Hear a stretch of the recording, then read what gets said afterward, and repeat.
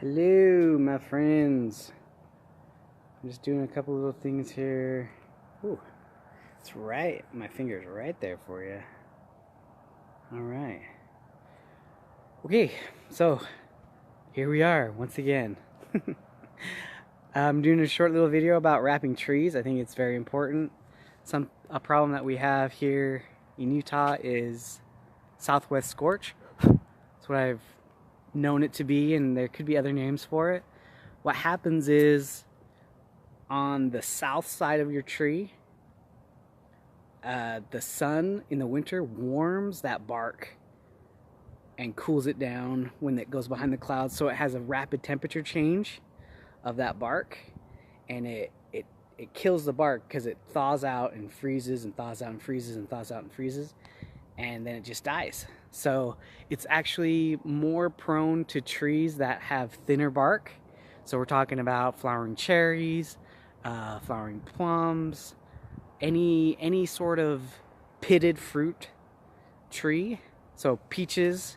If you actually are around any sort of orchards, they will paint that side of the tree white to reflect the absorption of the sunlight. So we kind of mock that in our landscapes with wraps.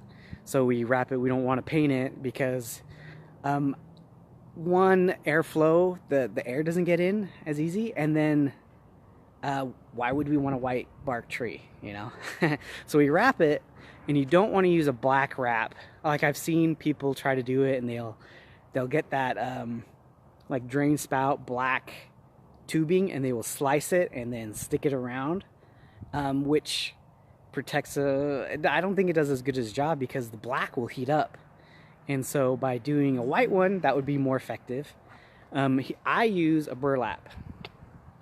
So it's breathable, and then it does the same thing. It'll do it. I've had success with it. So with my trees, and I have flowering pears. I did have a flowering cherry, a Kwanzaa cherry, in my my old house, and it just didn't quite. It was already hurt. It was hurt before I got there, and so if I had that tree before, I would have wrapped it when it was young. So you got to do this when they're young. They don't have the canopy to protect their the trunk. And let me switch it around, and if I can figure it out. So here is my flowering pear. I've been really trying, I guess I shouldn't shift. I've been really trying to get some birds in my yard. So a lot of my birds in my area are ground feeders. So I put out a little thing of seed for the ground birds, and then I got this. But here you can see, right here is kind of what it would resemble.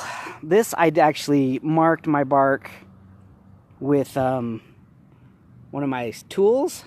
So this wasn't from Southwest Scorch, but that's exactly what it would look like. It's in the exact same spot it would be. So this is very thin. How you can tell how thin it is by the depth of the cracks in it. So if they're very thin cracks, you got very thin bark, and it doesn't take wow, dang it, the green part, what is it called? Someone tell me. You know what it is. So the vascular system, where all the nutrients come up through. Dang, my brain fart. Anyway, it's not very deep. Like with a pine tree or something, it's very thick, deep cracks, and you don't need to worry about it because it protects itself. So here, my other tree I've already wrapped, so I'm just gonna walk over there and show you. So this is, I did it really high because I prune my trees to be very thin. So that's what I did. From the bottom all the way up, and it'll protect your trees. And yeah, then you'll get through the winter and it'll be okay. So there it is. Wrap your trees. You use white. Don't use black. Use white. I use burlap. It seems to work, and this lasts forever. I mean, look how much that is.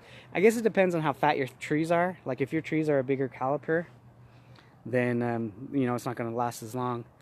But if you do have fruiting trees, if you want to paint them, you can paint them.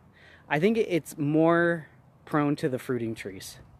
And probably, I'm trying to think, maybe birches, they have pretty thin bark. Anything that has a really thin bark you want to wrap.